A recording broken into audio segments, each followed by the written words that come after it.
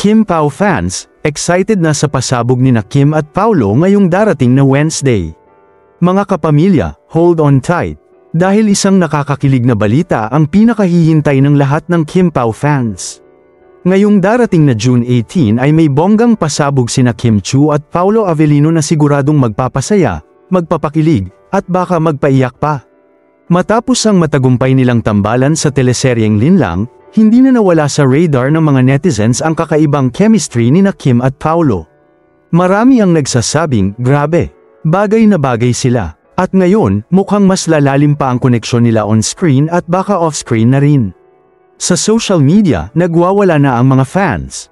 Sabi nila, feeling ko this is it. Aamin na sila, let's go. True love is real. Kim Pao is real. Noong isang linggo, sa isang interview, naitanong kay Kim kung ano ang espesyal sa June 18. Ngiti lang ang isinagot niya. At si Paulo naman, nang tanungin kung may aaminin ba sila ni Kim, ang sagot lang ay abangan nyo. Malapit na, kaya naman mas lalong uminit ang espekulasyon. Ayon sa ilang malalapit sa dalawa, June 18 is not just a random date. May nagsasabing ito raw ang official launch ng bagong proyekto nilang dalawa. Pero ang ilan, mas naniniwala sa mas matamis na dahilan baka raw aamin na sila sa totoong estado ng kanilang puso.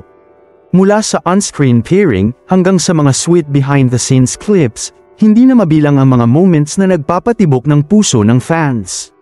Mark your calendars dahil this could be the start of something real. Para sa fans, Kim Pao is love, Kim Pao is forever. Samantala, super excited na din sina Kim Chiu at Paulo Avellino sa kanilang aaminin dahil miss na rin nila ang Kim Pao fans. Hiling ng fans, sana ay forever na magsama sina Kimi at Paulo dahil botong-boto sila sa love story ng dalawa. Hindi nga maipagkakailang maraming netizens ang naghihintay ng kanilang magandang kwento. Maraming salamat sa panunood.